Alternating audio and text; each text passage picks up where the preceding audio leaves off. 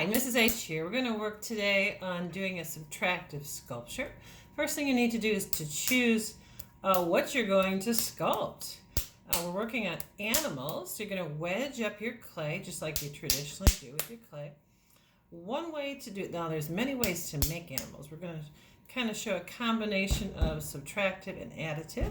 This is going to be the first part of it. So you're going to get your clay, after it's wedged, into kind of the shape that you're looking for. So this would be the majority of the body. So if I was going to do like a small bear or a snail or a bunny, this would work great. But I've decided to do a hummingbird. So I got a bigger piece of clay and I rolled it out. And what I did from a photo is I drew a photo pretty close, and I put it on top of a longer slab that would encompass all of that. I also decided I wanted to have the tree as part of it, so what I'm going to do is I'm going to carve the tree lower. The bird will still be connected onto it, okay, but I'm going to use kind of the tree as a support. So what you would do is you're going to take, let's see here, set this on correctly. Okay, make sure I got this about right. And then what you're going to do is you punch little holes all around it. Okay, I put a few holes here earlier, suggesting where the tree started. Then I went and did my feet. Now I have my drawing's a little messy. It's okay. I know where it is, so I just kind of left it. Continuing to poke holes all the way around. Then what you're going to do, you're going to take it off and you're going to kind of connect the dots. This will give you an outline of the animal or whatever you are doing.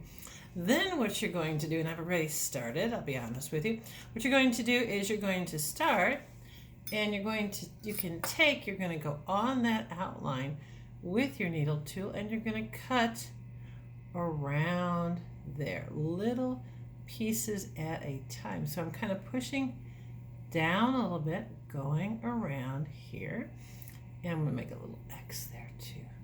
I'm going little by little. Now you could use a fettling knife or anything else, but I'm going to take this and I'm going to just take off a little more of that tree area. So what happens is as we start to remove the tree, you are starting to see more of the bird. Now, your excess clay, you want to keep it in a pile because that clay kept in a pile will dry out more slowly.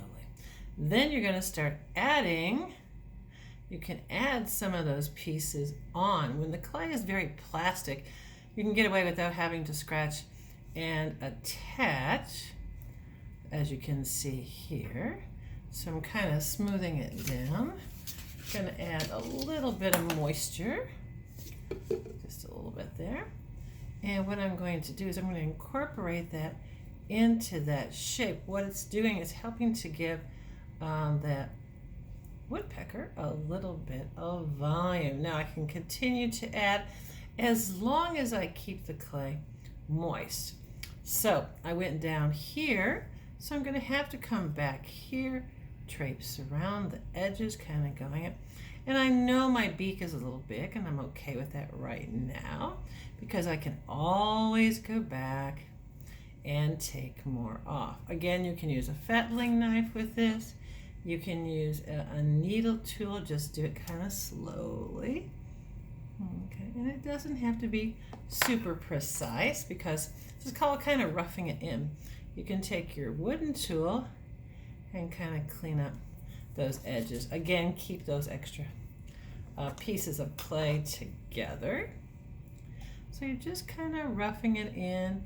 You're using that to kind of smooth around. And then, of course, you're going to take off a little bit any other area that is not, in this case, the woodpecker, but in your case, it might be a different creature.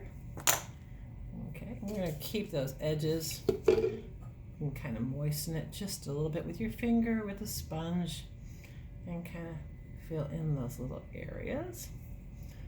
Okay, You don't want to let it get dry, so you want to cover it with plastic tonight. Then you can go back slowly and start with your needle tool, kind of having different layers. It's going to be really important that your animal has a sense of volume, and you can get that by adding clay or removing clay.